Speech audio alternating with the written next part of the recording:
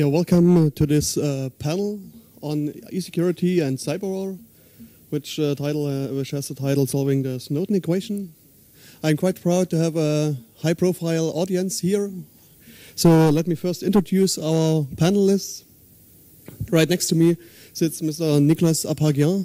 He is the editor-in-chief of the magazine Strategic Foresight and scientific director of the Digital Security Program at the National Institute of Advanced Studies of Security and Justice.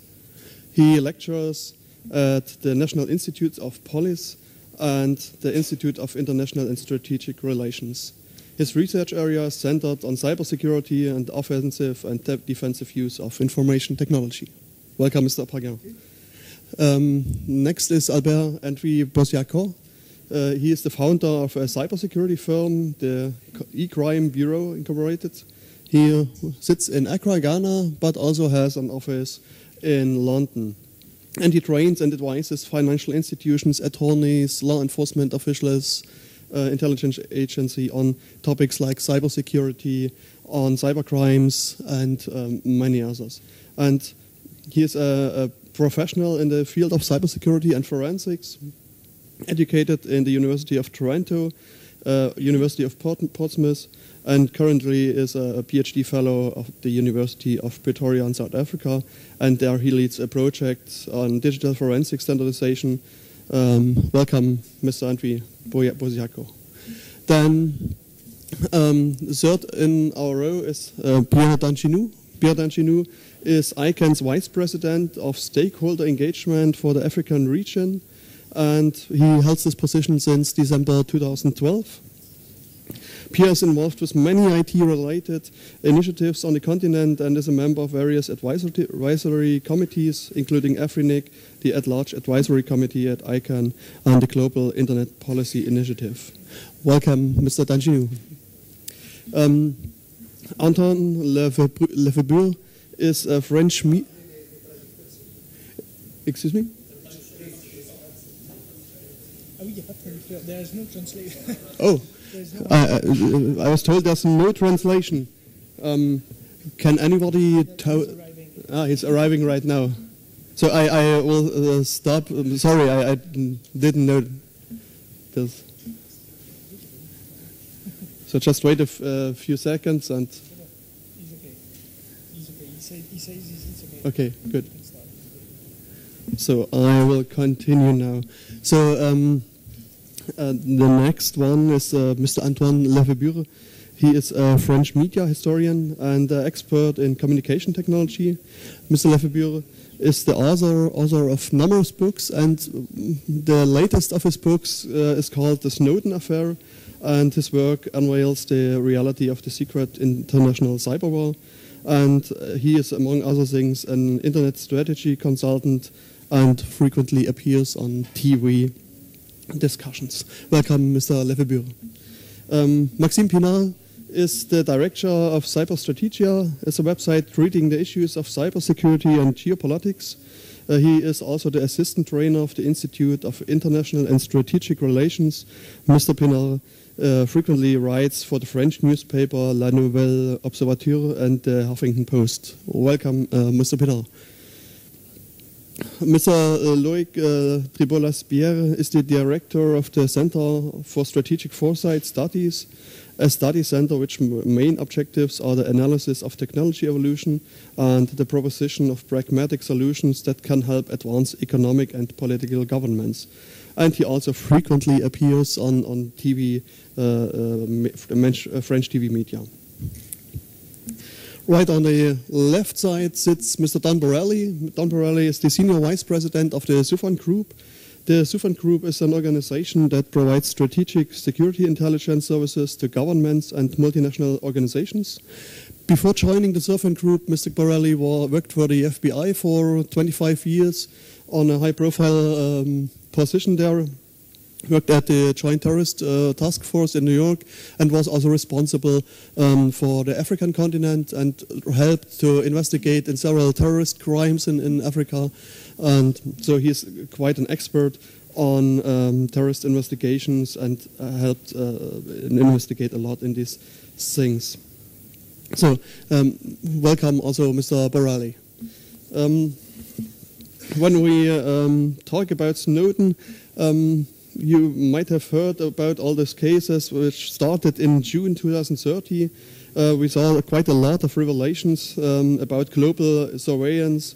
Edward Snowden worked before for Booz Allen Hamilton, and Booz Allen Hamilton placed him inside the NSA, which is quite an enormous strategy. Right now, the NSA outsources quite a lot of jobs and takes the person back.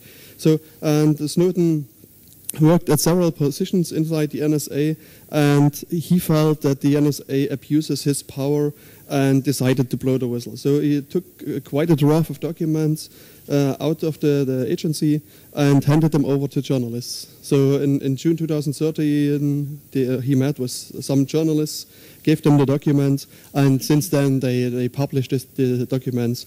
First there was the English newspaper The Guardian and Glenn Greenwald, who published the papers, and later we saw also publications inside the Washington Post, the German newspaper Der Spiegel, O Globo in Brazil, and many other newspapers.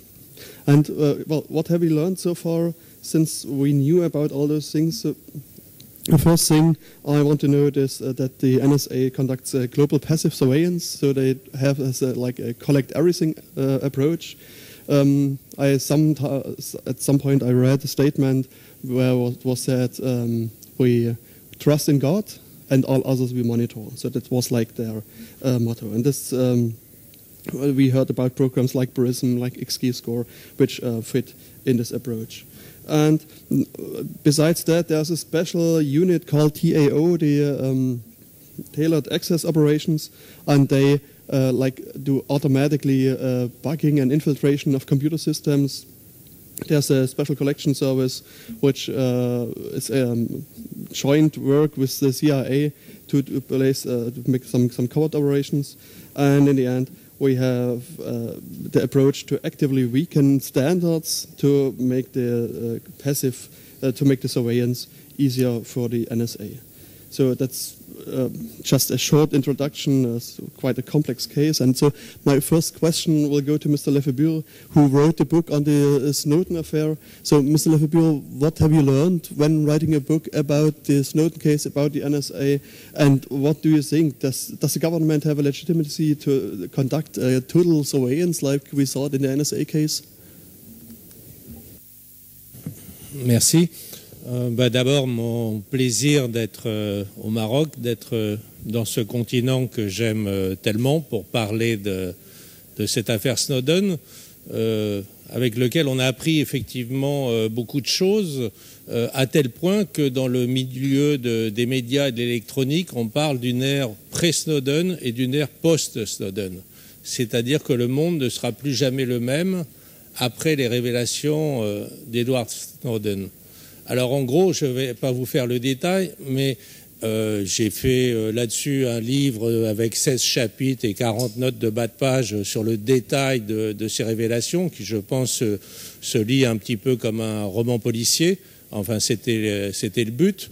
Mais pour résumer très très rapidement, pour pouvoir réfléchir ensemble, dans un premier temps, on a appris que tous les systèmes informatiques, les ordinateurs avaient des portes de derrière qui leur permettaient d'être écoutés, d'être espionnés, ce qui pose effectivement un certain nombre de problèmes.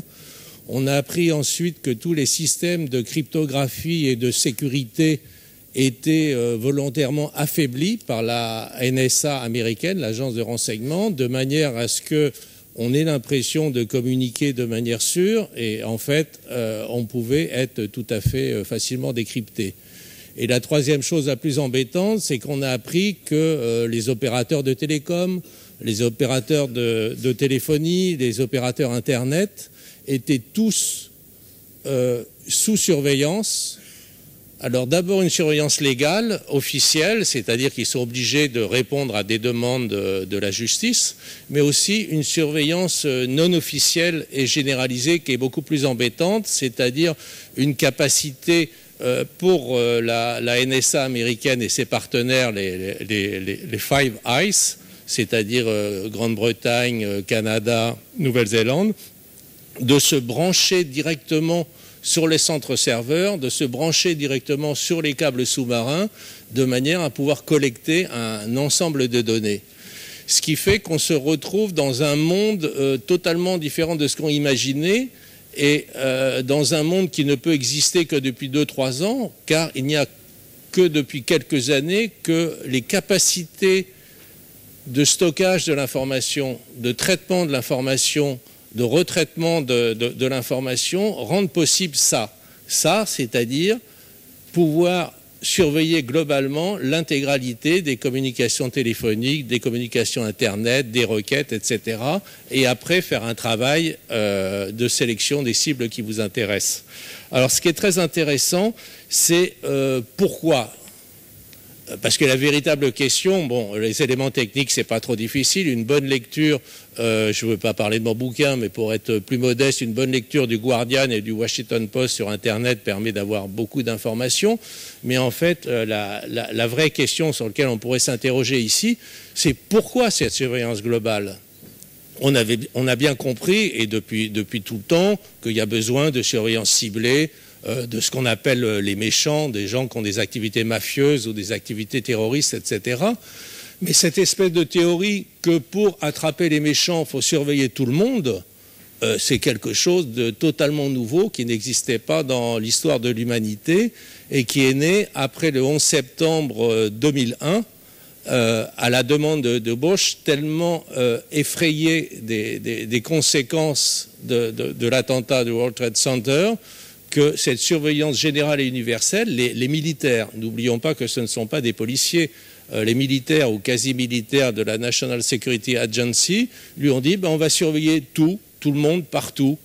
Et on découvre effectivement avec les documents Snowden que pendant 2 ans, l'intégralité des communications téléphoniques et des communications Internet des Bahamas, pour prendre un exemple, a été entièrement surveillée de A à Z. Alors le pourquoi, c'est un petit peu une histoire de pouvoir en fait. C'est le pouvoir veut tout surveiller car le pouvoir ne veut pas être pris à défaut, ne veut pas être pris par surprise. Donc il pense que tout surveiller dans le domaine de l'économie, dans le domaine du débat d'idées, etc., c'est pouvoir prévoir et pouvoir répondre. Et c'est aussi peut-être quelque chose de très important qu'on n'imagine pas, de gagner du temps. C'est-à-dire, à partir du moment où on maîtrise l'intégralité de l'information, on peut ralentir certains processus qu'on a intérêt à ralentir pour pouvoir apporter une réponse, et on peut accélérer certains autres. On devient le maître du temps, et on se retrouve, et c'est une vieille histoire, parce que si on va en Égypte, vous avez le phare du pharaon, et les 2 symboles forts du pouvoir du pharaon, c'est le fouet, qui lui permet d'accélérer le char royal, et le râteau qui lui permet de ralentir la roue. Et en fait, les services de renseignement et derrière, et devant plutôt, les gouvernements veulent avoir cette maîtrise du temps. Et ils ont cette idée folle qu'avec une surveillance généralisée et globale, ils vont pouvoir maîtriser le temps. Et ils en oublient le processus de départ qui était la surveillance, entre guillemets, du terrorisme. C'est-à-dire que juste après les révélations d'Edward Snowden, la NSA, pour s'expliquer, a dit « mais nous avons permis d'éviter 150 attentats ». Les commissions américaines de renseignement ont étudié les informations de la NSA et ont découvert qu'une seule affaire, depuis 2001, avait été effectivement révélée grâce à la NSA.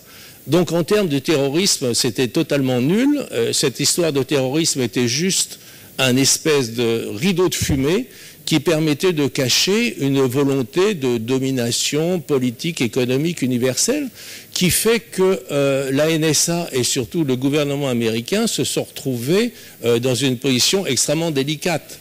Car les amis des États-Unis, comme le sont la France, l'Italie, l'Allemagne, le Brésil, etc., ont découvert qu'ils étaient certes partenaires, mais qu'ils étaient aussi écoutés.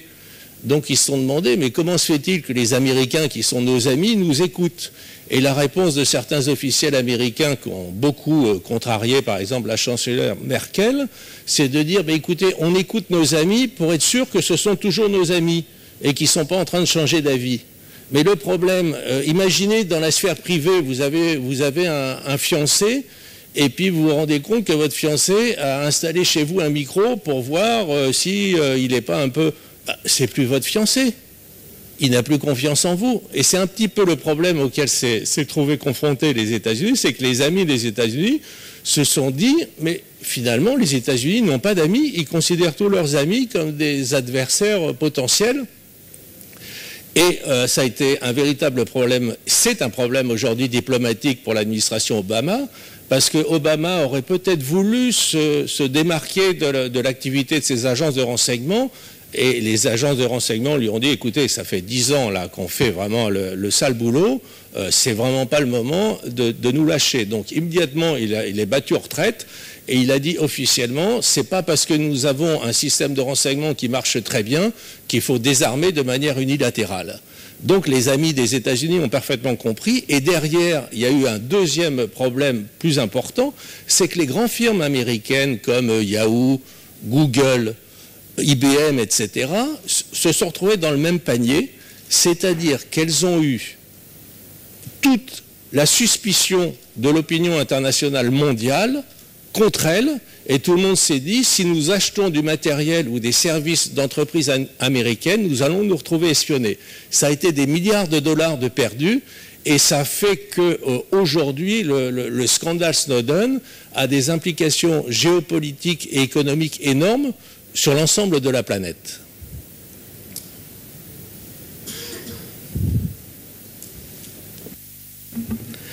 Thanks. And well, we see several kind of surveillance. I would say first, what you talked about the governmental surveillance, but what is also often criticized is the surveillance or the data collection by private companies. So my next question goes to Tribolas-Pierre. When we look about into private companies, we see that they collect quite a lot of personal data. Let's talk about Google, about Facebook, about other things. So Google once said they can answer a search before someone enters the search into the search field. So they can provide an answer before anyone enters the actual question, and that's because of the fact that they have so much personal data. So my question to you is, who else does benefit of those real big collection of personal data on the internet? Thanks.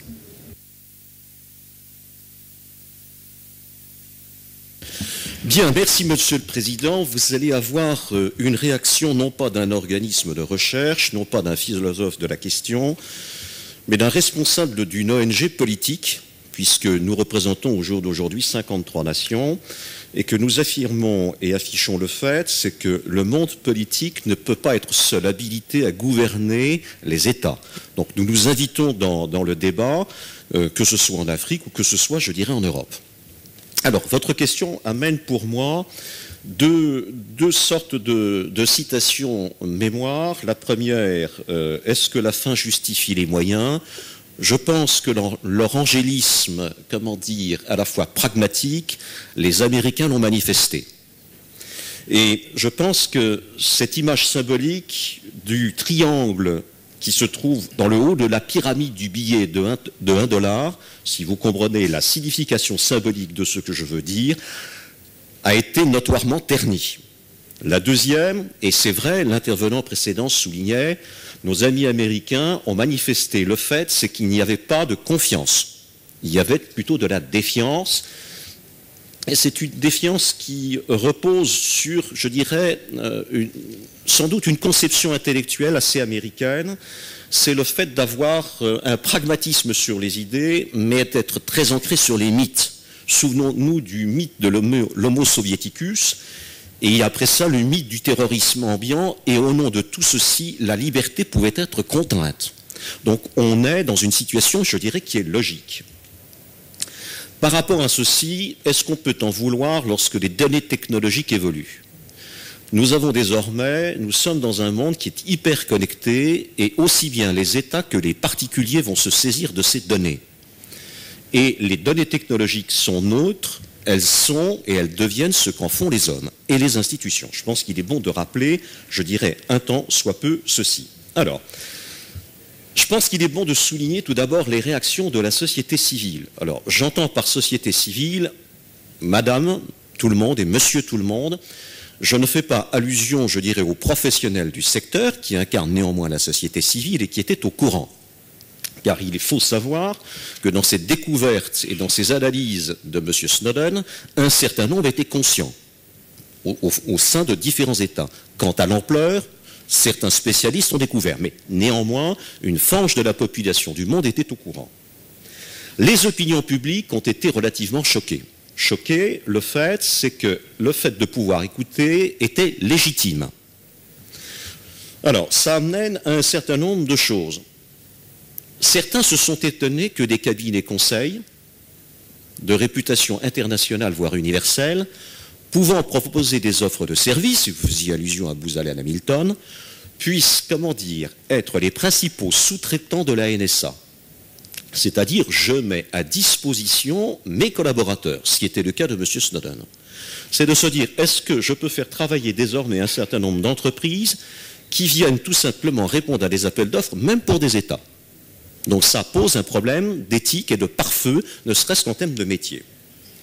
La deuxième, ça a été pour les opinions publiques de se rendre compte qu'un certain nombre de grands prestataires, cette fois-ci d'ordre technologique, je pense à Yahoo, je pense à Google, je pense à IBM, pouvaient, sous la pression du gouvernement américain, être amenés à se comporter de manière un petit peu, je dis avec des guillemets, délinquante. Ça a posé un problème aux opinions publiques de se dire, mais quelle est la juste limite de ceci?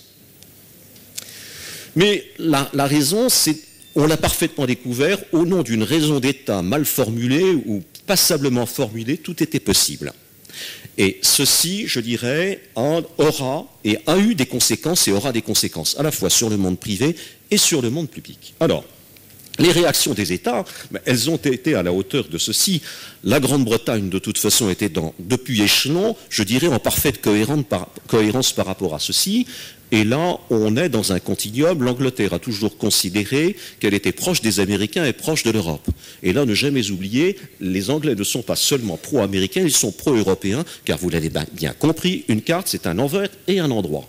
Le deuxième élément, la société britannique a toujours considéré, si certains faisaient mieux que nous, on acceptait. N'oubliez pas que la Grande-Bretagne est détenteur de l'arme nucléaire sous ses sous-marins nucléaires d'attaque, mais qu'il y a besoin de la double clé américaine.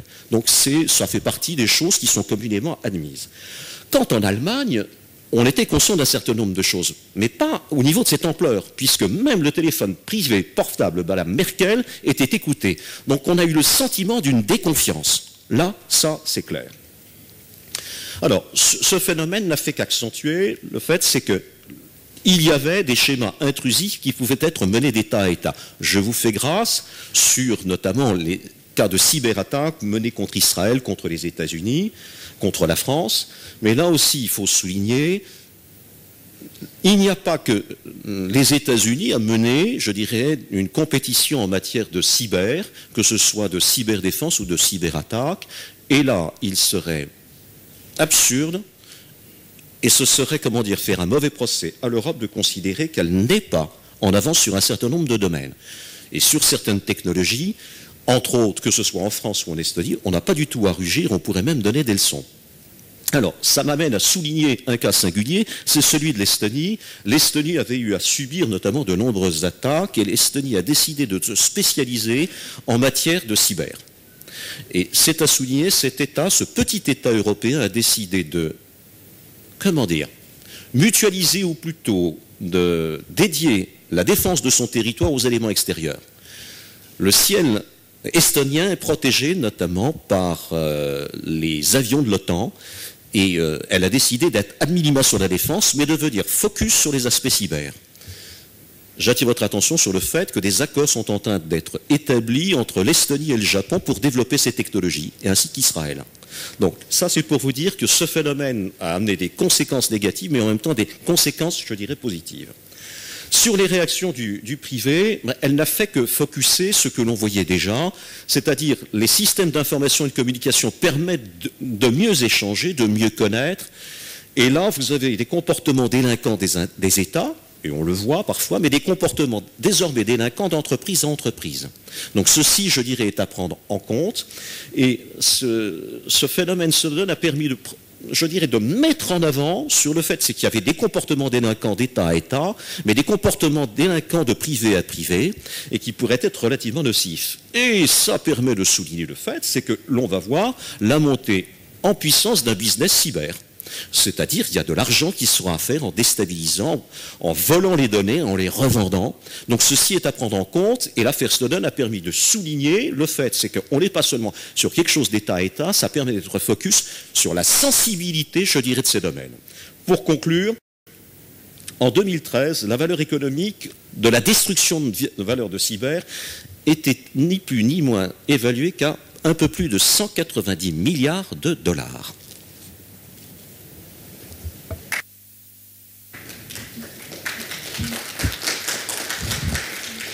Yes, thank you, Mr. Laspierre. And well, you talked about the myth of terrorism. And well, the next question goes to Mr. Borelli, which I think has a different view on terrorism because he was worked as an investigator on terrorism acts. And what I often heard is that terrorist groups like Al-Shabaab, ISIS, Boko Haram try to recruit their people out of social networks. And can you give us some insights here? And what do you need as an investigator? What kind of tools do you need to investigate in such cases? Thank you, Mr. Moderator. And before I begin, I would like to thank the staff of the Amadeus Institute for putting this great team together and such a wonderful conference. So thank you for that. As you see from my background, I'm not a think tank guy. I'm not even a computer expert. I am an operational guy that was in charge of stopping various types of threats every day in my capacity as an executive in the FBI. In 2009, before 9/11, I received a telephone call from one of my colleagues at FBI headquarters. He asked me if I heard the name Najibullah Zazi. I said, no. He said, you better learn it quickly. He's coming at you 90 miles an hour. And literally, he was driving in his car from Denver to New York with bomb-making materials in his trunk, and we had 48 hours to figure out how to stop this plot before we had in New York hundreds or if not thousands of people dead in the subways. We were able to stop this plot by great work done by the NSA and GCHQ working together. They had intercepted an email. They had intercepted phone calls. We were able to, through great analysis, put together a picture of who he was, who his colleagues were, and we had a pretty good idea of what the plot entailed. In the end, we were able to stop him and save many, many lives. He was, in large part, recruited, self-recruited, and facilitated by the Internet. But at the end of the day, the Internet was also his undoing because law enforcement had the tools to stop that plot. So fast forward now to 2014, and as I've had the luxury of sitting and listening to some of the other speakers and the other conferences, a recurring theme seems to be ISIS or ISIL, Islamic State. I attended a conference before I came to Morocco in New York, and it was largely, I was attended by the FBI director, Director Comey, and a big component of that discussion was ISIL.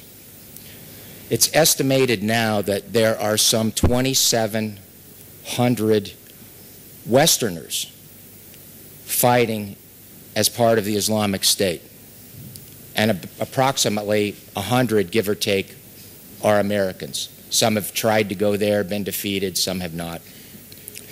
In any case, it's a relatively large number. In almost every case, if not, and in my career as a law enforcement and security, I hate to say always and every, but in the vast majority of those cases, the internet, especially now social media, played a very integral part in taking these young people from their homes and transporting them to fighters waging jihad in a country that really many of them had no ties to start with. We are right now in law enforcement and security coming to a very, I think, critical crossroads. We have technology on one hand that is developing more rapidly than the legal framework in which it exists. And by that, as a practical example now, the latest generation of smartphones, potentially which can self-encrypt, would not allow law enforcement, or even in some cases, the providers, Samsung or Apple or whatever, the ability to collect information from those devices because of the sophisticated nature of the encryption. Some people think this is great. All of my communications will be secured. And I can understand how that would be attractive. Nobody wants to think that the government is listening to their calls, or a private corporation, or whoever. There is a level of privacy that we all expect. But earlier in my career, I also, for a period of time, worked on a squad in charge of child pornography and pedophiles. And to think that we would be in a position where some individual is enticing some 13-year-old girl to a hotel room to do horrible things, and we would not have the capacity to stop that, to me is unconscionable. And try to sell that to the father of that young girl. Believe me, I saw it. I dealt with that on a daily basis. There are some sick individuals in this world. And I don't say that just to scare you. I say that as it's a reality. So while the notion of having complete privacy might sound good, you have to think of the ramifications of what that means on the other side, because we don't live in a perfect world. Now then, I just want to say a couple things as kind of a closing, and then we'll move on to other questions. Regarding the notion of bulk surveillance, I don't agree with it. All right? I don't think that it's effective nor efficient. I look at it a bit more like the analogy of fishing. I love to fish. You don't go after fish with a big wide net and expect to just catch that particular one. It's like when the tuna industry is taking these nets and they're catching sharks and dolphins and other things. I don't agree with that. I agree with fishing with a one pole and bait, and you go after specific fish. And to me, that's the most effective way to do it, and that's the way our technology and our laws should be framed. There is also, in case you all are wondering, I want to get the name of this act correct. It's the USA Freedom Act, which is now going to be debated in Congress and likely to be passed. And it would end bulk NSA collection. And it would say that no collection is going to be based on a geographic region or a specific service provider. It would require suspicion, and it would be a more surgical approach to this technical collection.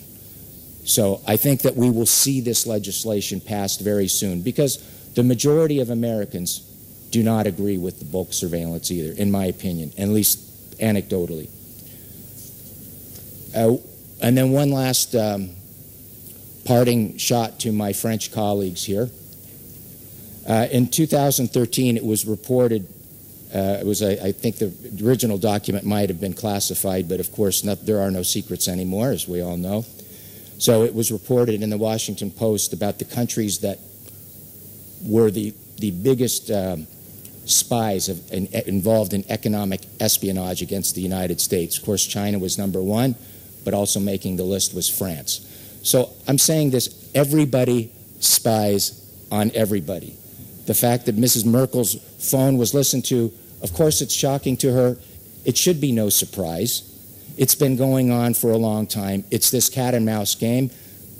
Okay, we've been caught. Other countries have been caught. It continues to go on. This is what happens in the real world. And while everybody could say, oh my God, shocking, not to anybody that works in that world.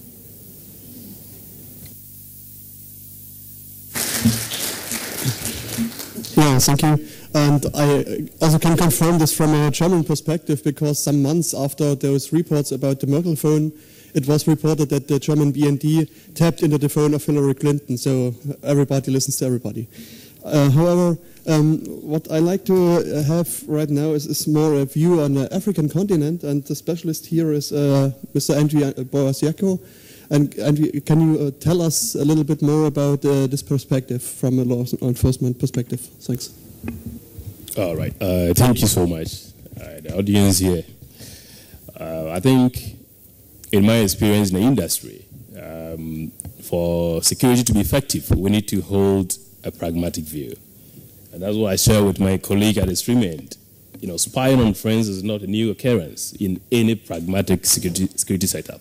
I think this is what the new generation should, understand.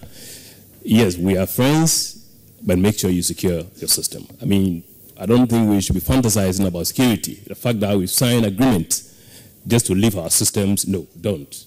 I think we need to have a pragmatic view towards security. That's number one. Secondly, I don't think it is acceptable, for our information society to be converted into what? A surveillance state. Nobody. I don't think anybody here on this panel, will hold that view. But there's a need for balance in solving the Snowden's equation. And I say that I think the equation can be solved on the balance of probabilities. What do I mean by that? One, there is the need to guarantee the citizen's security. True or false? I think you can answer to yourself. Number two, there is also a need to guarantee what? Privacy. And that's where different set of arguments should be what? Initiated, to solve each of the, paradigms that I've explained here. And it's good we understand things from that pragmatic perspective. There could be interceptions by necessity, certainly, for protection, to detect, attacks being planned on states and institutions.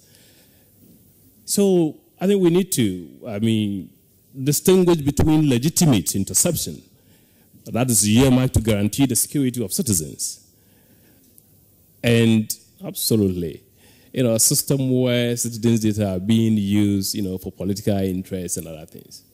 These are the two things that I want to make it clear to guide the discussions here.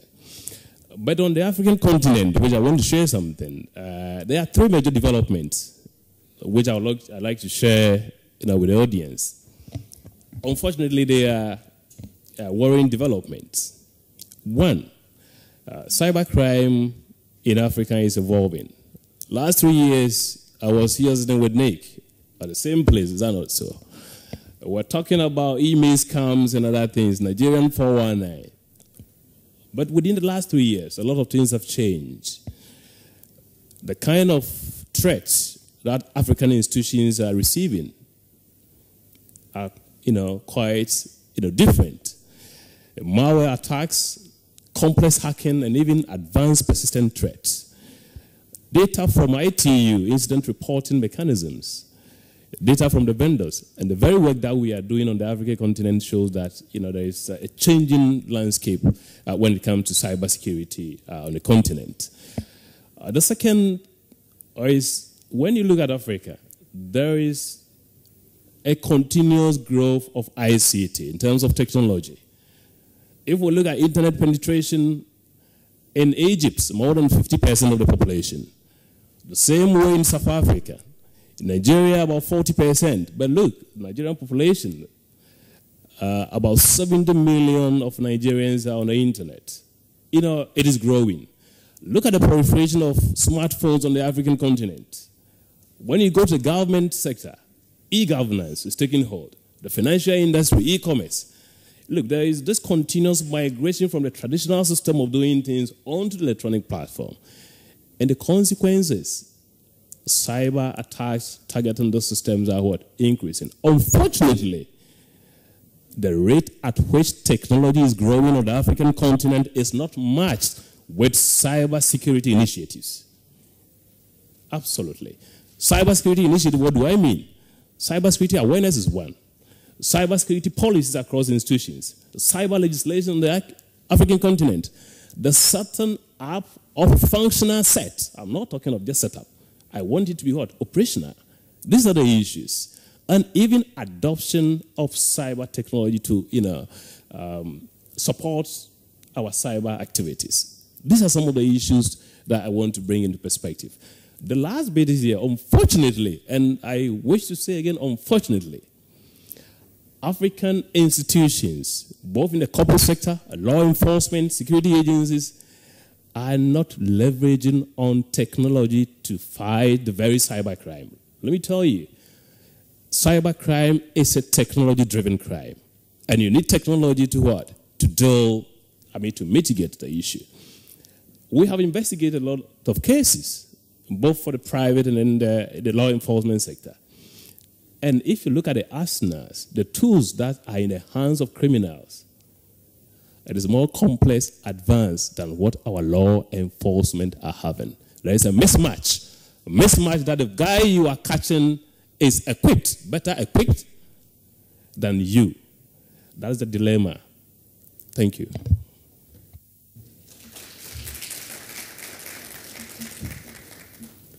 Yeah. Thank you.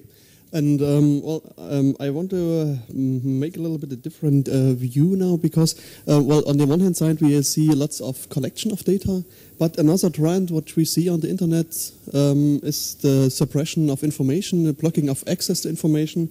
We often hear about cases in China where it's quite a huge censorship system installed. And my question goes to Mr. Pinar. What he can tell us about the censorship system in China, how does it affect the continent, and does it lead to a balkanization of the internet? What do you think?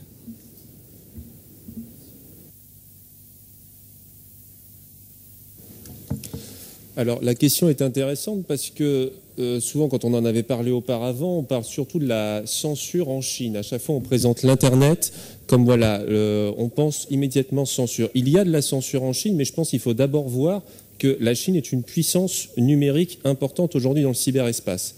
Ce qu'a montré en été l'affaire avec Snowden, c'est que au final on a quoi? Comme l'a très bien rappelé monsieur tout à l'heure, tous les pays s'espionnent. D'accord? À chaque fois, tous les pays, ça fait partie de leur prérogative de souveraineté, vous espionnez aussi bien vos ennemis, mais également vos alliés quand vous en avez besoin. À la fois parce que ça participe aussi de l'intelligence économique. On se souvient tous d'Echelon, qui était un programme qui avait permis aussi aux entreprises américaines de gagner des contrats. Ce qui est intéressant avec Snowden, ce qu'il nous a montré, c'est qu'on a quand même une puissance, en l'occurrence les États-Unis, qui a tellement externalisé son service de renseignement qu'à la fin, il lui a un peu échappé. Snowden, en réalité, qu'est-ce qu'il a fait? Il a donné des informations qui étaient confidentielles et les a communiquées au monde entier. Dans beaucoup de pays, il a été présenté comme un héros. Imaginons un instant qu'il aurait été russe, français, allemand et tout. Est-ce qu'on aurait les mêmes réactions dans le pays? Ça n'aurait pas été forcément le cas. Là, du côté américain, ça a été extrêmement compliqué parce qu'on se souvient quand même de Hillary Clinton quand elle était au département d'État. Pendant des années, elle a critiqué la politique d'Internet en Chine en disant voilà, c'était un pays qui ne respectait pas les libertés, qu'il fallait au contraire renforcer en donnant des outils numériques suffisants pour qu'il y ait davantage de liberté d'expression. Et on voit au final, grâce à Snowden, on a une sorte de retournement géopolitique où la puissance, parce que jusqu'à présent on était plutôt dans un système unipolaire au niveau du cyberespace, avec les États-Unis qui étaient quasiment une hyperpuissance numérique, on a quoi aujourd'hui? Une puissance qui a été discréditée dans son image. Là où les autres puissances jusqu'à présent lui faisaient confiance, on se rend compte qu'on a un retournement de situation avec Snowden. Et on l'a bien vu dans les réactions à la fois de la Chine, mais également d'une puissance comme la Russie, qui à la fin a quand même accueilli Snowden, que ces deux pays se donnaient l'image un peu, nous maintenant, nous sommes les défenseurs de la liberté, tandis que vous les États-Unis, en réalité, vous avez profité de votre avance technologique et de toutes vos compétences pour prendre le dessus. Lorsqu'on parle de la puissance numérique chinoise, ce qu'il faut bien voir, c'est qu'il y a certes de la censure. Je rappelle juste, ce n'est pas le seul pays à opérer de la censure aujourd'hui sur Internet. Vous avez d'autres pays qui sont présentés comme des démocraties, qui font également des demandes de suppression, soit de comptes Facebook, soit de comptes sur Twitter et tout. Ça touche énormément de puissance à aujourd'hui. La Chine, ce qu'elle a d'important aujourd'hui et ce qui lui permet d'être une puissance qui compte dans le cyberespace, c'est qu'elle a développé ses propres outils techniques et sa propre technologie pour quasiment s'affranchir et avoir une autonomie sur Internet. On parle souvent de la muraille numérique chinoise. C'est vraiment ça, c'est avoir cette capacité à aujourd'hui à gérer son propre Internet. Et ça participe un peu à ce qu'on appelle la balkanisation d'Internet. C'est une idée selon laquelle, jusqu'à présent, à cause de l'avancée technologique et du fait qu'à aujourd'hui, à peu près tout le monde dans cette salle a un smartphone qui fonctionne soit avec iPhone, soit avec un système Android, qui sont deux systèmes américains, il faut bien voir aujourd'hui qu'il n'y a plus cette possibilité d'indépendance et que des puissances commencent à vouloir émerger. Regardez ce qu'a fait par exemple le Brésil cette année en organisant un sommet justement sur une autre manière de concevoir Internet. Là récemment, il y avait l'annonce d'un projet construction de câbles sous-marins pour faire passer l'information et pour ne plus dépendre exclusivement des États-Unis. Mais on voit au fur et à mesure que ces puissances cherchent un peu à émerger. Et je suis tout à fait d'accord avec vous lorsque vous évoquez le cas de l'Estonie, qui est une puissance qui démontre qu'on peut malgré tout se focaliser, développer des compétences sur cyber. Je suis un peu plus au niveau européen parce que globalement la coopération européenne ne fonctionne pas. Nous n'avons pas encore la puissance suffisante pour rivaliser avec les États-Unis. Lorsqu'on regarde, chaque pays détient des propres entreprises de qualité capables à même de créer une sorte de consortium européen suffisant pour s'affranchir des technologies américaines, mais pour l'instant ce n'est pas le cas. Je veux dire, quand on parle d'une période pré- ou post-Snowden, je pense qu'il est encore un peu trop tôt pour une autre raison aussi, c'est que pour l'instant, Snowden, quand on regarde dans le détail les sondages qui ont été publiés aux États-Unis, ce qui a le plus choqué avec l'affaire Snowden, c'est que ce soit des Américains qui soient écoutés. Si ça avait été que des personnes non américaines qui avaient été écoutées, il y aurait eu quelques discussions, mais il n'y aurait pas eu un tel retour de force qu'en été contre l'administration Obama. Là, ce qu'on a eu quand même, c'est toute la population qui a été écoutée systématiquement, avec des résultats à la fin extrêmement faibles. Comme l'a très bien rappelé M. Lefébure, on avait au début présenté ça comme un moyen de lutter contre le terrorisme. On parlait au début d'une dizaine d'attentats, à la fin ça a été réduit. Je rappelle quand même que les attentats de Boston n'ont pas été évités. Et on a toujours au final cette dichotomie entre plus de sécurité ou de liberté. Il est normal que les États aient des outils pour cibler, pour écouter lorsque c'est nécessaire. Il n'est pas normal par contre qu'ils développent des technologies totalisantes qui à la fin pour des résultats extrêmement faibles.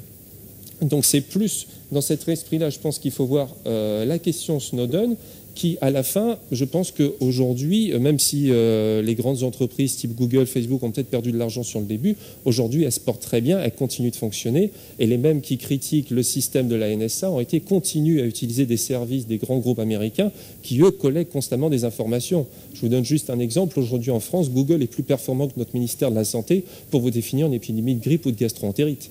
Ils ont quand même cette capacité-là de collecte d'informations, nous en donnons toujours plus en ligne, alors qu'à côté de ça, la NSA n'a fait que piocher par la suite. Mais dans notre mode de fonctionnement, nous donnons à des entreprises extérieures, étrangères, des droits sur notre propre vie qui, un jour ou l'autre, se retourneront contre nous. Je vous invite à lire le livre du président de Google, Eric Schmidt, qui avait fait avec Jared Cohen, un livre qui s'appelait « À nous d'écrire l'avenir ». Regardez comment Google se projette dans le futur grâce aux collectes d'informations. Vous allez avoir des révolutions arriver, aussi bien avec des secteurs des assurances, par exemple de la santé, où toujours plus d'informations seront utilisées pour vous. Donc moi, je pense que grâce à cette possibilité que Snowden a fait, c'était un lanceur d'alerte qui a été utile parce qu'il a permis de révéler un système de masse que beaucoup connaissaient déjà, mais n'avaient pas d'idée de l'ampleur. Malgré tout, je ne crois pas que ça changera fondamentalement quoi que ce soit au niveau des citoyens. Il y aura des bouleversements peut-être au niveau politique, au niveau des États, mais pas de réelle révolution.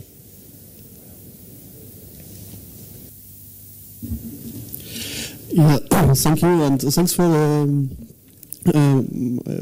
notice of the citizen level, because that will bring me to my next question. I want to ask Ms. Aparian, what the citizens, especially the EU citizens, the EU government can do to provide better technology perspective, and maybe does the EU have some strategic view on that? Merci. Merci, Monsieur le Président. Concernant effectivement cette thématique de l'Europe, l'Europe est dans une situation paradoxale parce que c'est une puissance économique, mais c'est une puissance d'utilisateur, c'est une puissance passive. Les Européens sont des clients des technologies plus que des producteurs de technologies. Qu'est-ce que nous a appris Snowden? C'est que justement cette distinction est extrêmement importante parce que effectivement beaucoup de gens supposaient, imaginaient la surveillance telle qu'elle pouvait être faite. Son mérite, un de ses mérites, c'est de l'avoir démontré, incarné, illustré. C'est très important. Pourquoi? Parce que ça permet de se fonder sur des éléments concrets. Qu'est-ce qu'on a appris à cette occasion? Alors qu'un discours global, un discours ambiant parlait de mondialisation, de village planétaire, l'affaire Snowden nous a appris que la nationalité avait une importance. C'est le retour des États. On n'est pas dans des ensembles coalisés, on est bien dans des États, des nations qui défendent leurs propres intérêts, que les entreprises ont des nationalités. Et à ce jeu-là, on se compte savoir quelle est la nationalité de cette entreprise. Parce que dans le cadre de la loi américaine, c'est bien la nationalité de l'actionnaire qui va justifier l'application d'un droit. Une entreprise, dans le cas du programme PRISM, c'est le fait que les capitaux soient majoritairement détenus par des intérêts d'une nationalité, en l'espèce américaine, que la loi s'applique. Et c'est là où on s'aperçoit effectivement que l'Europe n'est absolument pas une organisation homogène. Pour certains des pays, il y a une monnaie, il y a un cadre juridique, mais on va s'apercevoir qu'en fait, l'Europe arrive en rang totalement dispersé.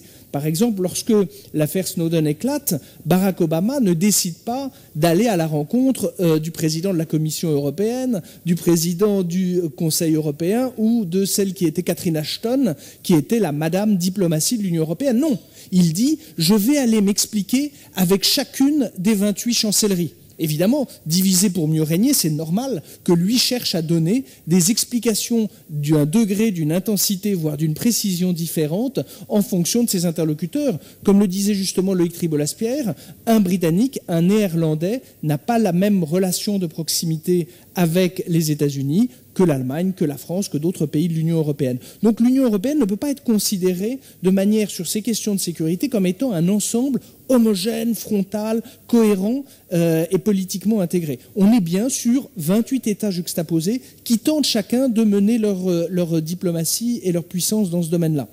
Il faut garder à l'esprit que ce n'est que très récemment que l'Union européenne s'est organisée. Elle a créé une agence qui s'appelle l'ENISA. L'ENISA s'est basée en Crète, à Héraclion, donc assez loin, très excentré dans la géographie européenne, et effectivement avec des moyens très limités, des moyens financiers, des moyens juridiques très limités. C'est avant tout maintenant un super think tank qui travaille, fait des études, fait un endroit de concertation, mais on n'est pas du tout dans une logique d'une protection homogène, organisée, structurée de l'ensemble de la famille européenne. Dans le domaine de la cybercriminalité, c'est récent, printemps 2013, qu'a été créée au sein d'Europol une entité, le C3, qui est justement chargée de coordonner l'activité des polices européennes dans ce domaine des cybercriminalités, malgré, comme le disait mon camarade, que effectivement la criminalité sur Internet était une évidence et une source de gains en progression. On voit bien que là, les Européens tardent à s'organiser et qu'on parle bien de coordination. Coordination, ça veut dire que chacun reste chez lui, chacun reste maître de ses moyens, de ses infrastructures, de son système juridique, et il coordonne, il coopère. Et donc on est bien dans quelque chose qui va être dépendant de la bonne volonté de l'autre partie et qui va surtout créer des pesanteurs. Parce qu'évidemment, là où déplacer des fichiers d'un pays à un autre, d'un continent à un autre, et donc d'un système juridique et judiciaire à un autre, ça se fait en quelques secondes en passant d'un prestataire et par des systèmes de rebond, d'hébergement temporaire. Là, on va être, au contraire, dans des procédures formelles de coopération judiciaire, policière, qui vont ralentir le travail des enquêteurs, des forces de sécurité. Lorsque le FBI fait fermer le site américain, le site de téléchargement Mega Upload, c'est une décision du FBI, c'est une décision du Department of Homeland Security, c'est-à-dire un ministère de l'Intérieur. Pourtant, c'est une décision qui aura un impact planétaire parce que les Américains ont ce privilège d'avoir considéré que lorsqu'un site Internet était en .com, c'est de la compétence du FBI, c'est-à-dire comme si la gendarmerie marocaine était compétente parce que c'est le territoire marocain, parce que l'autorité politique l'a décidé. Évidemment, avec cette puissance politique, cette puissance juridique et judiciaire, il y a une efficacité, le fait qu'il y a un donneur d'ordre, un système juridique qui s'applique. Il n'y a pas d'équivalent dans la famille européenne.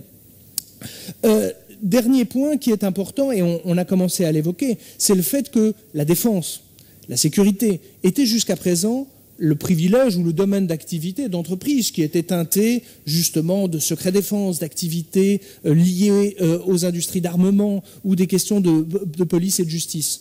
Nous voyons maintenant des acteurs qui sont des puissances économiques, mais qui sont des entreprises éminemment civiles. Google, Facebook, Amazon, Twitter sont des entreprises qui n'ont pas cette culture militaire de défense, qui n'ont pas cette logique d'être dans les intérêts souverains. Et donc ils collaborent de manière très intime avec l'administration. On prend l'exemple parce que les Américains ont cette, parmi d'autres, grande qualité de dire beaucoup de choses qu'ils font. Et c'est vrai de voir qu'il y a une coopération intime, institutionnelle, entre par exemple des dirigeants de Google qui travaillent dans des instances de conseil du président des États-Unis à la Maison-Blanche. C'est tout à fait officiel, inscrit sur le site internet de la Maison-Blanche, mais il y a cette connivence, cette coopération qui n'existe pas dans le cadre européen parce que pour beaucoup de cette technologie, effectivement, nous ne sommes que des utilisateurs, presque parfois des clients.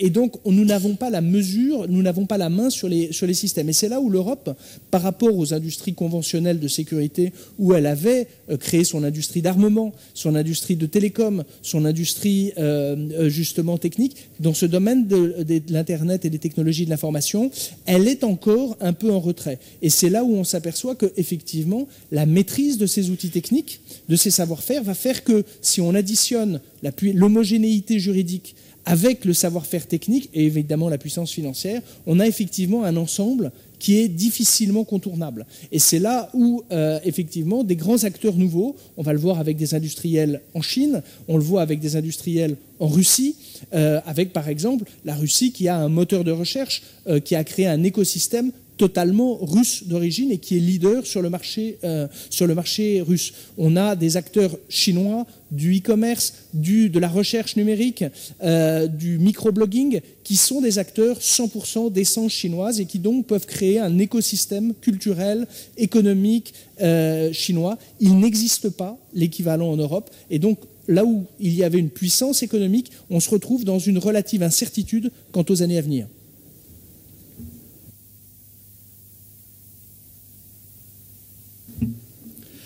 Thank you. So my last question goes to Mr. Danchinou. As I said, he is the vice president of the ICANN, and the ICANN is often named as the government of the internet. But as far as I see it, nobody really knows what ICANN really does. So my first question to you is, what really does the ICANN? What's the purpose of the ICANN? And can the ICANN somewhat help to secure the internet? Thank you very much. And of course, ICANN is not a secret society, and I'll try to explain this. And je voudrais vraiment remercier l'Institut Amadeus pour l'invitation. Je voudrais réagir aussi en tant qu'usager, n'est-ce pas, de l'Internet, puisque tous ceux dont nous avons parlé, on a parlé des données, on a parlé justement des réseaux sociaux, donc de l'Internet. Et puis je vais apporter la perspective de l'ICANN là où je travaille. J'ai participé récemment à une conférence à l'Université de Montréal et le thème développé était l'Internet après Snowden. Et c'est intéressant et je crois que tout ce dont nous parlons ici donc, a été vraiment discuté. Et ce que je voudrais peut-être apporter ici, c'est les questionnements que les gens avaient dans cette conférence. Je crois qu'au-delà de la révélation, n'est-ce pas, de Snowden, le questionnement était bon, mais qu'est-ce qu'on fait maintenant devant cette réalité-là? Et l'autre chose, c'était aussi, mais qui doit contrôler les contrôleurs? Sorry? Oh, sorry, I'm so sorry. Donc la question, c'était bon, ben, maintenant que nous savons exactement plus ou moins ce qui se passe, qui contrôle les contrôleurs? Et je crois que l'autre aspect aussi, c'était de quelle nature sont les solutions que l'on peut trouver. Et on se rend aussi compte qu'il s'agit en fait d'établir un équilibre entre des intérêts contradictoires. La sécurité au niveau des nations, c'est sûr, mais aussi, n'est-ce pas, les libertés fondamentales privées. Et moi, là, ce que j'ai aussi retenu là, c'est que ce n'est pas une solution à trouver par un seul partenaire. Je pense davantage à un travail à faire en partenariat. Et donc, l'usager de l'Internet aussi doit être, n'est-ce pas, dans l'équation. En ce sens que nous devions désormais savoir, lorsque nous allons sur Internet, que Internet est fait de bonnes et de mauvaises choses. Et aussi, nous devons nous intéresser à la sécurité, n'est-ce pas, sur Internet. Et je voudrais juste aussi dire que chacun a sa partition à jouer. Et donc, enclencher sur ce que fait l'ICANN. L'ICANN, c'est cette agence, si vous voulez, internationale, qui s'occupe de la coordination des ressources critiques de l'Internet. Ressources critiques, qu'est-ce que c'est? Vous avez tous un site web, certainement. Vous connaissez les noms de domaines, vous connaissez les adresses IP.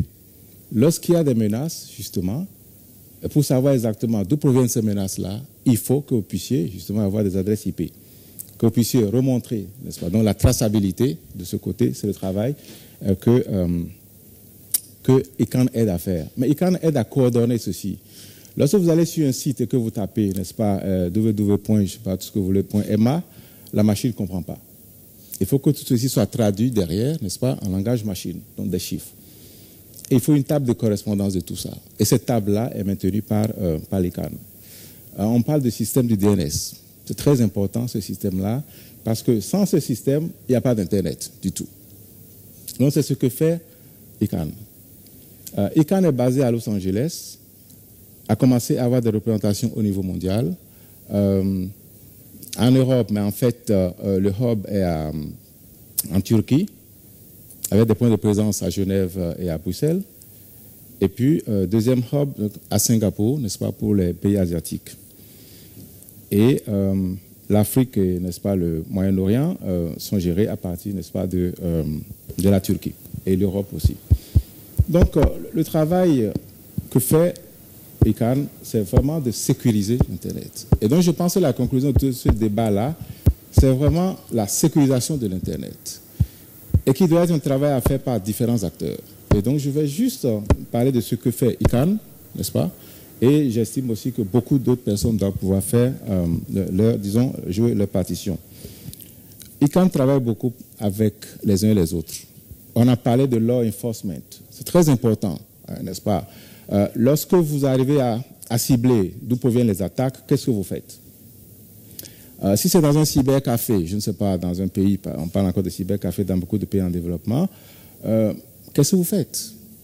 La police, en général, lorsqu'elle n'a pas bien compris, débarque et donc saisit les micros, saisit les serveurs. Et après, qu'est-ce qu'on fait? Donc, il y a tout un travail, n'est-ce pas, au niveau du law enforcement, au niveau de la remise à niveau des législations dans les différents pays. Très important.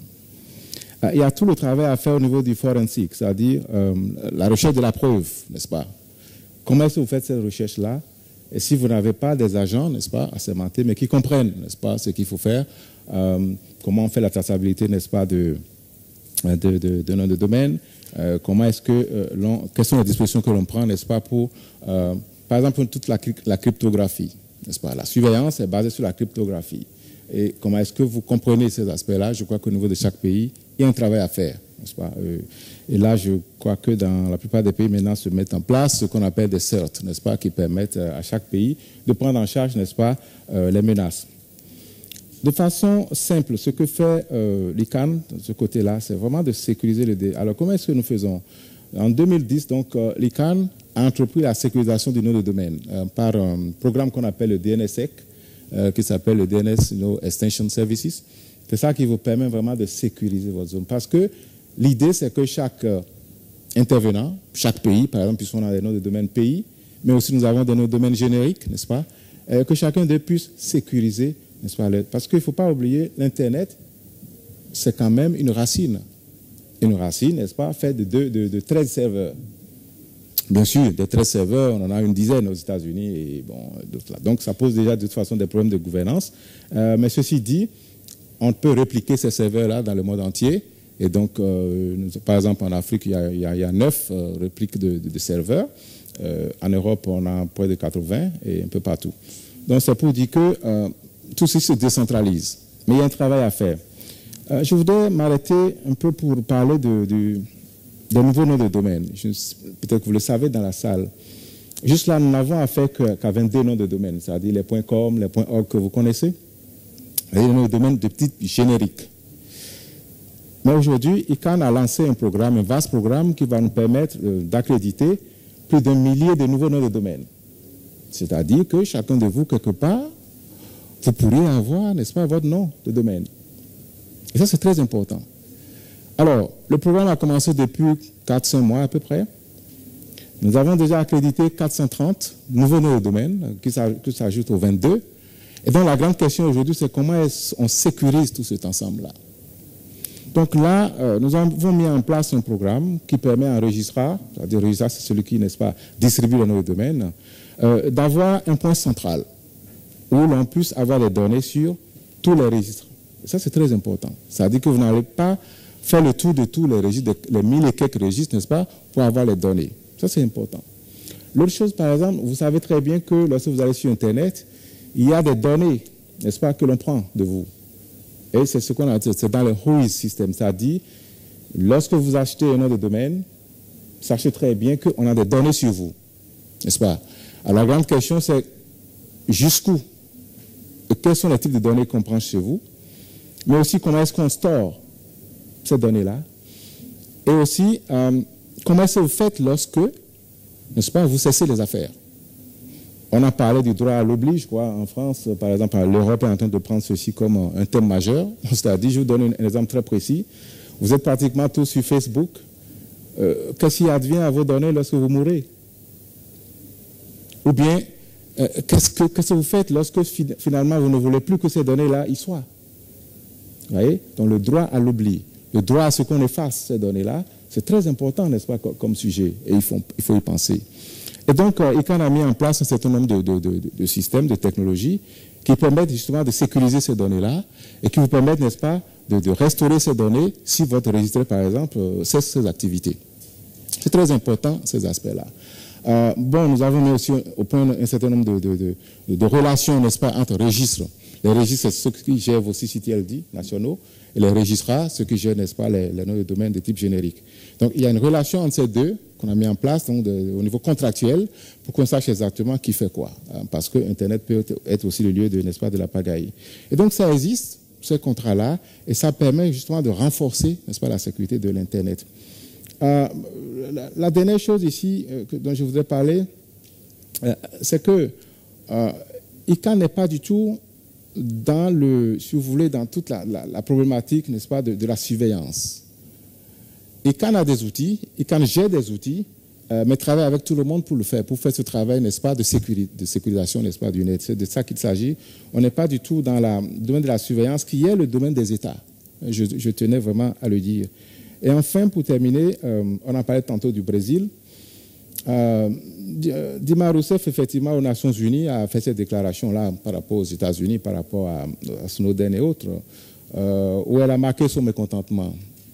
Et donc, elle a lancé un sommet mondial qu'on a appelé Net Mondial, qui s'est réuni justement à Sao Paulo, et a décidé d'un certain nombre de choses. Il y a une déclaration que j'ai trouvée tout à fait intéressante et qui résume un peu ce qu'il faut faire. Je crois qu'il y a un partenariat à mettre en place. Cette déclaration, justement, parle de la cybersécurité. Et ce que j'ai apprécié, c'est qu'il essaie de dire qu'en fait, il nous appartient tous de garder l'Internet ouvert. C'est la grande question aujourd'hui. Bon, on a parlé de balkanisation. C'est vrai, nous savons qu'en Chine, il y a des protocoles, n'est-ce pas, que la Chine développe. La Russie a développé ce moteur de recherche. Mais la grande question est de savoir, voulons-nous un seul Internet ou bien voulons-nous vraiment balkaniser l'Internet? Et au niveau de l'individu, c'est une décision à prendre. Alors, la déclaration du Net mondial dit ceci. It has to be a multi-stakeholder, involvement, which is about security, stability, and resilience of the Internet. And that should be key objective to all stakeholders. It's about Internet governance. And as a universal global resource within the Internet, it should be secure, stable, resilient, and trustworthy network to all. Effectiveness in addressing risk and threats to security and stability of the Internet depends on strong cooperation among different holders. Et c'est ça que j'aimerais arrêter là-dessus. C'est d'un partenariat qu'il s'agira, je crois, pour résoudre ce problème, n'est-ce pas, de surveillance ou pas, en tout cas de sécurité de l'Internet. Voilà ce que je voudrais vraiment partager avec vous et merci de votre attention.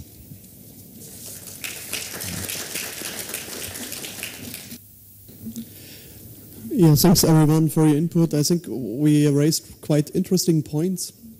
And also I asked you quite a lot of questions and we talked a lot. But I also want to give the audience a chance to raise their own questions. And so I will hand over the microphone. And there is a person here which has a question and just ask your question.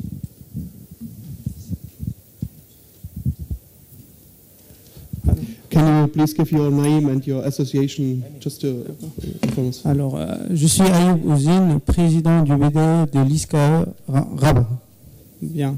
Ma question, alors on a pu conclure que la SNA a pu contrôler et alliés et ennemis des États-Unis à travers plusieurs projets, dont certains ont connu un échec selon cette même organisation internationale, à savoir le projet Tor,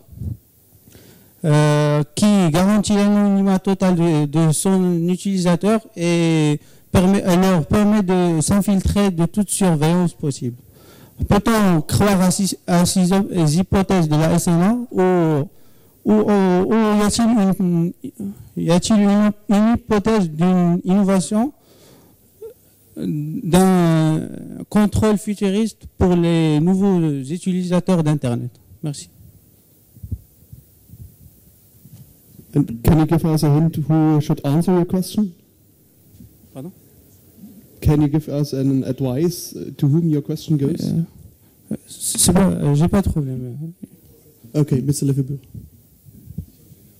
Je crois qu'il faut faire attention dans les solutions techniques miracles. Ce qui est certain, c'est qu'il y a pas mal d'ingénieurs qui travaillent aujourd'hui à une bonne sécurisation de l'Internet, à la bonne sécurisation des communications, ce qui n'est pas ce qui est en contradiction avec la surveillance globale, mais certainement pas en contradiction avec la surveillance ciblée dont parlait notre interlocuteur tout à l'heure.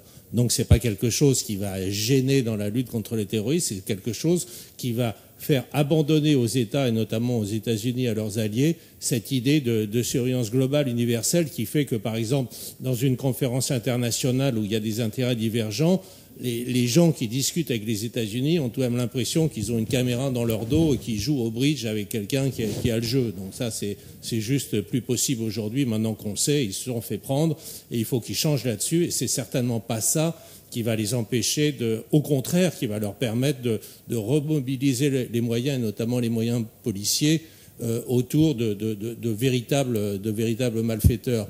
Par contre, au niveau technique, sur la sécurisation, aujourd'hui, c'est du marketing. C'est-à-dire que vous avez Apple, vous avez Google, vous avez même Tor qui vous disent nous avons la solution sécurisée. Tout ce qu'on peut dire aujourd'hui, c'est le modèle de développement des entreprises du numérique est un modèle de surveillance du consommateur. C'est-à-dire qu'il faut tout savoir sur l'utilisateur de manière à pouvoir lui vendre de la publicité. Donc, tant qu'ils ne changeront pas de modèle, ils pourront toujours vous dire qu'il y a une application qui va sortir, un logiciel, etc. Ne les croyez pas. C'est une politique de poudre aux yeux. Ils font effectivement un travail de sécurisation qui vont vous permettre d'être moins piratés par des petits pirates venus d'un pays interlope, etc. Par contre, s'il s'agit de la surveillance d'État, ils ne peuvent absolument rien garantir et tout leur discours est un discours de marketing. J'en parle d'autant plus facilement qu'une de ces firmes m'a demandé de manière très pressante, avec beaucoup de moyens à la clé, de faire un travail sur, avec Apple et Google, maintenant, vous pouvez être tranquille, nous allons sécuriser parce que nous avons compris avec Snowden ce qu'il fallait faire. C'est totalement faux et ils ne peuvent strictement rien faire par rapport à la surveillance d'État. Le principe, de toute façon, en matière de technologie, c'est l'incarnation ou l'illustration maximum du principe du glaive et du bouclier. à partir du moment où le bouclier se renforce, vous avez besoin d'un glaive, d'une épée plus importante pour aller le combattre. Et on est dans cet univers-là, ce qui est un élément de déstabilisation pour des militaires qui, peut-être pour une certaine génération, étaient historiquement habitués à des situations figées, alors de l'ancienne ère soviétique, où on se regardait l'un l'autre par rapport à des forces établies de manière posée.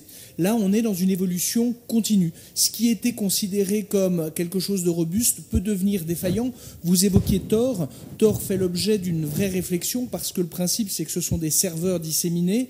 Et là, il y a en ce moment de vrais doutes sur l'intégrité de certains de ces serveurs qui ne garantiraient pas l'anonymat de ceux qui l'utilisent, contrairement à la promesse originelle. Pourquoi ? Parce que le rôle d'un service de sécurité, c'est d'aller, quelle que soit son origine étatique, c'est d'aller là où se passent les choses. Et si effectivement ils s'aperçoivent que Tor est un endroit où peuvent s'échanger des informations qui relèvent et qui suscitent l'intérêt d'un service de sécurité, il est légitime et prévisible que des services de sécurité viennent investir une plateforme comme Tor. Et là, en ce moment, il y a de vraies interrogations, des vrais doutes quant à l'intégrité de l'infrastructure informatique, enfin une partie d'elle, en tout cas, de l'infrastructure informatique de Tor, parce qu'il n'y a pas de système qui soit totalement étanche, sachant que la technologie ne peut pas être une barrière infranchissable. Prenons un exemple, Edward Snowden lui-même. On pourrait considérer que la NSA, l'administration américaine, avec ses moyens, son intelligence, ses ressources, avait constitué un outil étanche. Non, un individu. On avait déjà connu ça avec le sergent Bradley Manning dans le cas de l'affaire Wikileaks, quelques années auparavant. C'est quelqu'un qui avait un usage légitime. Alors, dans le cas d'Edward Snowden, il a un peu élargi parce qu'il a pris des identifiants de collègues, donc il a un peu mordu sur son périmètre.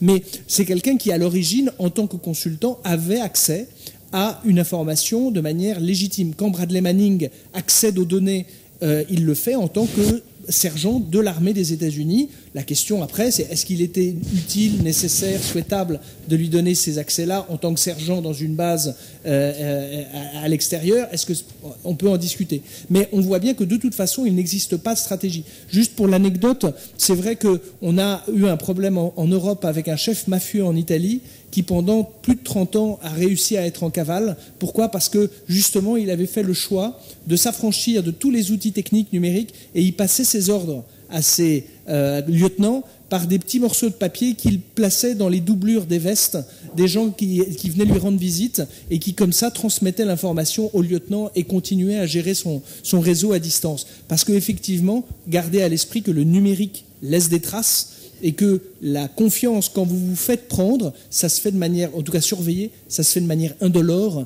et donc vous ignorez que vous faites l'objet de cette surveillance, et donc vous ne savez plus si ce que vous estimiez être une protection est toujours valide. J'aimerais apporter juste un petit complément sur le fait, on est quand même dans un nouveau spectre. La défense, ou plutôt l'attaque, est désormais fugace, elle est multiple, elle est diverse. Et on est dans un contexte de guerre où l'acteur qui est en face est inconnu. Il est inconnu, ce qui veut dire que le mode opératoire de défense est soit sur des technologies qui datent d'un an, face à quelqu'un qui est retaillé dans les technologies d'aujourd'hui. Ce qui fait qu'on pourrait même souligner le fait, c'est que la défense est déjà perdue. Et on est dans un paradigme, c'était quand même sécurisant lorsqu'on savait d'où venait l'attaque. Puisque la véritable défense était de dire, la réponse de ma part, sera une attaque massive. Donc on est dans un nouveau paradigme. Et là, ça fait le bonheur des assureurs. Thank you. Here in front, there are some questions. Can you...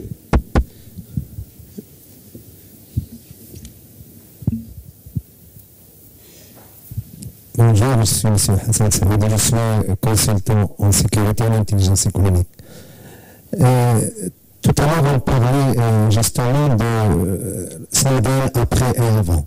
Je voudrais, avant de poser la question, apporter cette précision. Madame Merkel savait qu'elle était écoutée. Elle avait des antennes américaines chez elle. Ils étaient en Turquie, en Angleterre, en Nouvelle-Zélande et en Australie. Qu'est-ce qui a changé? C'est que Snowden l'a révélé tout simplement. Et donc ma question, pourquoi l'Europe s'obstine à reprocher aux États-Unis ce qu'elle est incapable de faire. C'est pour M. Lefebvre. Parce que le problème est réellement celui-là. Ensuite, quand on parle d'éthique, de sécurité éthique, ceux qui fabriquent les logiciels de sécurité sont peut-être ceux qui lancent tous les outils d'insécurité. Et nous sommes dans un cercle vicieux. On vous sécurise pour vous insécuriser après. Et c'est là le problème. Donc, pour ces jeunes qui sont là, il n'y a pas d'autre solution que de l'hygiénisme. C'est ça la leçon. Parce que quand ils signent un engagement avec Google, quand ils mettent à accepter, ils savent qu'une partie de leur vie privée est déjà cédée. Et c'est là la question que je pose. C'est nous-mêmes qui déposons. C'est nous-mêmes qui cédons une partie de notre vie privée pour qu'après on dise, pour les marketeurs et pour, on sait ce que vous voulez manger, ce que vous lisez, parce que c'est vous-même qui l'avez. Et c'est ça le problème. Donc l'éthique. Et dernière question pour la Chine. Tout le monde sait que la Chine est le champion. Et les plus grands hackers du monde sont des États. Est-ce que l'Internet souverain signifie quelque chose maintenant? Merci.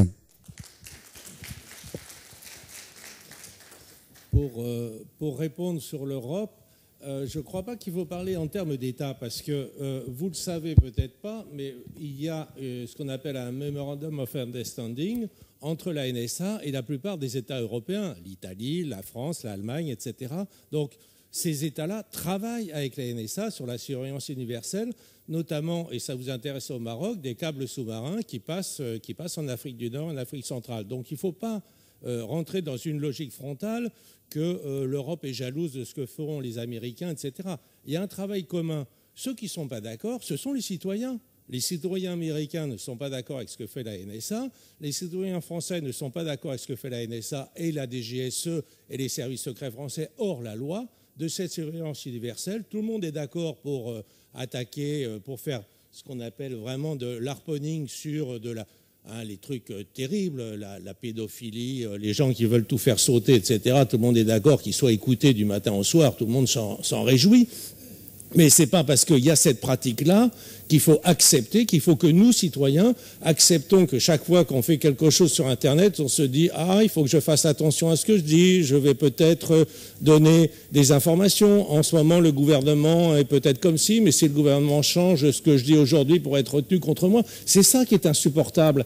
Et c'est là où les ingénieurs, les citoyens, comprennent qu'à la fois au niveau commercial, et vous avez raison de dire qu'il y a une mauvaise conscience, parce qu'on joue avec Google, moi le premier, ma femme me traitait d'étudiant attardé il y a 5 ans, parce que je m'amusais avec Google, je regardais mes neveux, leurs photos de vacances que j'aurais jamais regardées. Donc il y a un plaisir et on donne des informations, et donc on peut se sentir un peu coupable. Mais maintenant qu'on a compris que ces braves gens de Google, ils étaient en liaison complète avec les services de renseignement, il faut dire non à tout ça, il faut se réunir en tant qu'ingénieur, en tant que citoyen, et dire aux États, à tous nos gouvernements, et Google devrait faire pareil, Google, au lieu de faire de la publicité en disant on sécurise, devrait dire à ses utilisateurs, on ne peut rien pour vous surveiller, les États sont trop puissants, donc c'est à vous, citoyens, adressez-vous à vos États et dites-leur d'arrêter cette surveillance universelle. Et à ce moment-là, on arrêtera la mauvaise conscience et on pourra fonder les bases d'une société de démocratie qui, aujourd'hui, prend une sale mine avec cette surveillance universelle.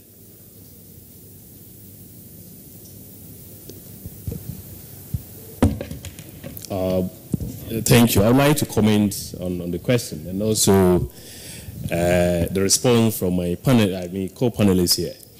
I think it's still back to the question of the balance. We have to be real. There should be some level of surveillance to guarantee security relative to technology. Look, we can be sitting here talking about theories, the books, ideals, but in a real world, because of the challenges relative to what? Investigations. There was a critical case that we were investigating. And we had the intelligence that the hard drive, the very hard drive of the computer of the target, a very hardened criminal, it was what? Encrypted. So tell me, what mechanism can we use, to build evidence? We're talking also investigation here. The ability to what? Not just arrest a criminal, but able to produce evidence for prosecutions. Please, let's be honest. I'm quite pragmatic when it comes to security. Of course, I believe the rule of law on the internet. Privacy. Here, this is what I said. We have to resolve this on the balance of probabilities, 2 angles. Safety, security on the of the citizens, and what? Guaranteeing privacy. I have 2 views. Of course, technology can help, to limit the level of intrusion. But here we are having suspicions. We don't trust Google, we don't trust A, we don't trust B. But that is where the second framework comes in, the legality, transparency, oversight body. To be able to ensure that NSA or any national security apparatus cannot just stand up and say, I'm going to monitor somebody. We need a system. In France, I don't know what is in place. Elsewhere, there is a legal framework that, manages the process, that controls, monitors the process. So I think we shouldn't look at one side. Yes. Otherwise, the argument will be, yes, they are spying on you, they are spying on you, they are spying on you. But I think there have been practical cases where surveillance on the internet, backed by law, has been used successfully to what? To prevent, detect, and investigate criminal activities. Thank you.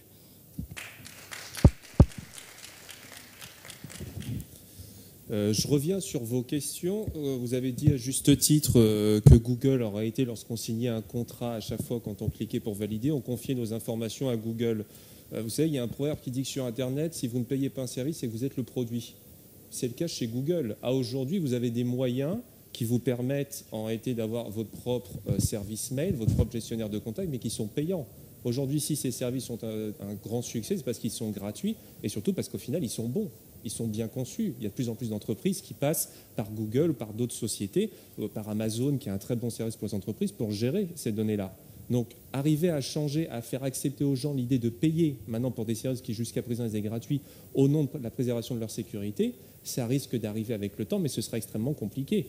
D'ailleurs, il faudrait aussi savoir quelle est la monnaie d'un individu, la valeur d'un cybernaute aujourd'hui, combien vaut-il à l'année dans l'utilisation de son email, dans l'utilisation de ses données. Parce qu'à chaque fois que vous écrivez un email, en réalité, l'email est analysé, scanné. Si vous envoyez un mail à un ami en disant « j'aimerais aller en vacances au Maroc », automatiquement, 10 minutes après, sur votre boîte mail, vous avez des pubs qui vous disent « bienvenue, vous avez un billet pour aller au Maroc ». D'accord ? Donc ça existe. La question, c'est un changement de comportement de la part des citoyens qui, à mon avis, est extrêmement à mettre en place. Deuxièmement, sur votre remarque sur les sociétés qui vendent des solutions de sécurité informatique, sincèrement, aujourd'hui, elles ne prennent pas le temps de créer des propres outils vis-à-vis de leurs solutions. Ça a été fait par le passé, le seul problème c'est qu'après il y a un retour de boomerang. Parce que vu qu'en réalité le numérique, comme l'a dit Nicolas, laisse constamment des traces, on retrouve après qui a créé le virus. D'accord ? Si c'est une société qui a fait ça, croyez-moi, sa réputation est largement remise en cause. Concernant la Chine, quand on parle justement de souveraineté numérique, ce qu'on voit c'est que la Chine en réalité a laissé venir au début tous les outils américains, l'équivalent de Facebook, Twitter ou quoi que ce soit. Après, elle les a adaptés à sa population. D'accord ? Elle a même créé aujourd'hui, par exemple, les services de défense chinois ne fonctionnent pas sur Windows. Ils ont une version de Linux qu'ils ont eux-mêmes modifiée pour adapter à leurs besoins. L'avantage, c'est que lorsqu'ils subissent des cyberattaques venant de l'extérieur, parce que les États-Unis mènent aussi des cyberattaques contre la Chine, ça va dans les deux sens, les Américains, en réalité, ne savent pas sur quel terrain ils attaquent, puisqu'ils ne connaissent pas nécessairement tous les méandres du mécanisme du système d'exploitation qui est utilisé. Le problème, c'est un risque, la balkanisation du web, le fait qu'il y ait des puissances numériques qui émergent parce qu'après, ils ont un contrôle sur leur population. Mais je vous cite juste un exemple. Cet été, il y a toujours le conflit syrien qui perdure. Et en fait, pendant 2 jours, la Syrie a été coupée d'Internet, totalement. Un média m'avait interrogé en me demandant est-ce que c'est le gouvernement de Bachar al-Assad qui a fait ça ? Moi, je lui avais dit je ne crois pas, parce qu'il était suffisamment intelligent, il avait vu ce qui se passait lors des printemps arabes. Il vaut mieux laisser Internet fonctionner pour mieux le contrôler. En réalité, ce qu'on a su après, c'est que c'était un exercice du FBI qui avait planté. Le FBI a lancé un exercice et en se trompant, ils ont coupé l'Internet d'un pays pendant 2 jours. Donc je ne dis pas qu'il y a une solution étatique forcément à trouver, mais il y a quand même une réflexion à avoir pour éviter que des puissances extérieures puissent avoir une influence sur un pays. Aujourd'hui, vous pouvez couper facilement un pays d'Internet, d'accord ? Ça, c'est un danger à la fois économique, en termes de société, en termes de risque. C'est ça qu'il faut envisager.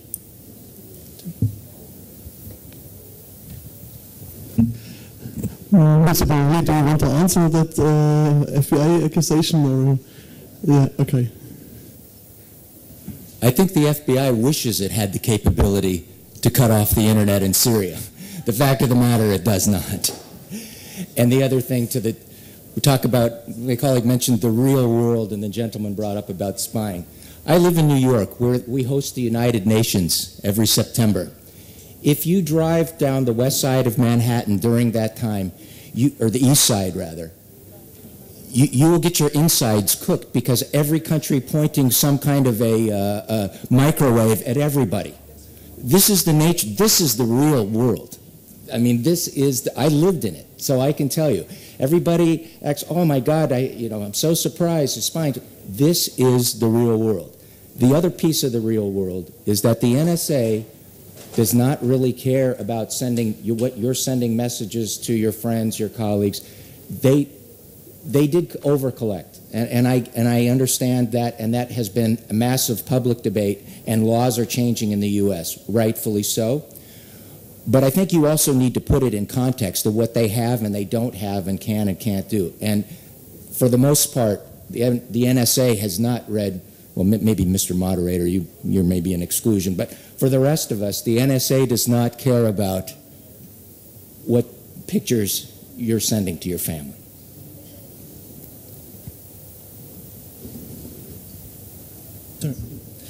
Just keep in mind that, gardez à l'esprit que les opinions publiques, lorsqu'un événement tragique survient, demandent également à leur gouvernement, dans des régimes démocratiques, d'avoir l'information. Et si, lorsqu'on a eu le cas en France avec une personne qui a mitraillé une école, c'est vrai que quand ce qu'on appelle un loup solitaire, quelqu'un qui n'a pas communiqué par avance avec des partenaires, avec des complices, c'est vrai que ce que demande l'opinion publique, c'est vraiment de dire comment vous ne connaissiez pas cette personne, vous ne savez pas quelles étaient ses motivations, quelles sont ses connexions, et donc vous n'êtes pas dans votre mission de sécurité, de sécuriser la population. Donc l'opinion publique est toujours dans une logique de schizophrénie entre je veux un service très performant mais je ne veux pas payer, je veux que vous reconnaissiez les méchants avant qu'ils ne soient méchants mais je ne veux pas que vous me surveillez, et c'est tout l'honneur du politique de pouvoir faire cet arbitrage, mais effectivement, il ne pourra pas y avoir de situation où on ne surveille pas du tout, et la situation où on le surveille tout le temps n'est pas satisfaisante. Sachant toujours qu'en termes d'espionnage, la faute, ce n'est pas d'espionner, mais c'est bien d'être pris en train d'espionner. No, thank you. I can see that there are a few of questions, but actually we run out of time. So what I can offer you that most of our experts will be in the room for some minutes and also in the conference. So I will ask you to ask your question then in private and discuss your points in private. So I can also only thank you everyone for your interesting input here. Thanks and have a nice conference. Good day.